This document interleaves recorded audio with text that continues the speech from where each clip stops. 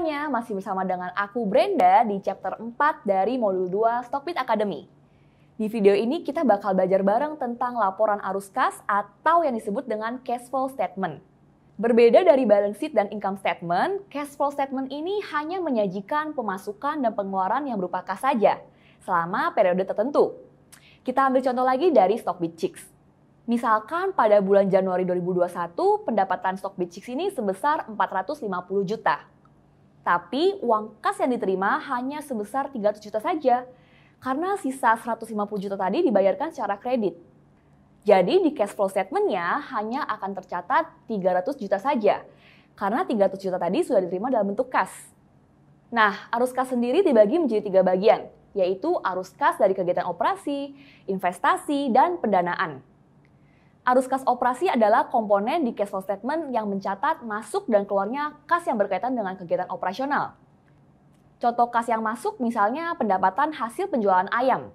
Sedangkan kas yang keluar tuh misalnya pembayaran biaya seperti bahan masak, biaya iklan, serta banner dan juga gaji.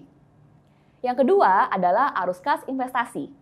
Arus kas ini mencatat semua aktivitas investasi perusahaannya.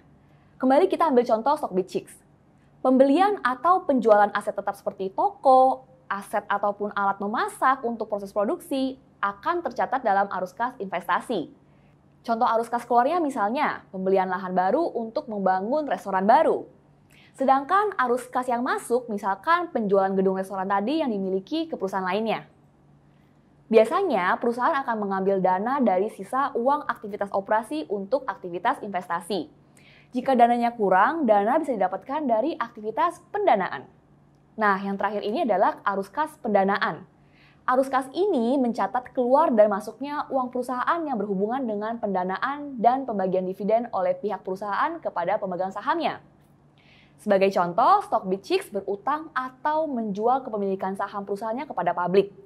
Ini akan dicatat sebagai pemasukan kas dari kegiatan investasi.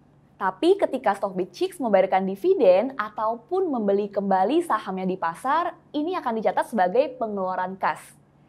Dalam cash flow statement, investor juga dapat melihat seberapa besar sih free cash flow yang dimiliki oleh perusahaan dalam periode tersebut.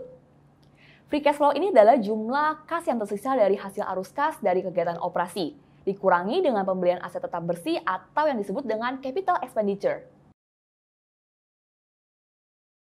Key takeaway dari chapter ini adalah cash flow statement terdiri dari 3 jenis, yaitu ada arus kas operasi, investasi, dan pendanaan. Tujuannya berfungsi untuk membantu investor mengetahui pendapatan yang benar-benar masuk ke kantong perusahaan.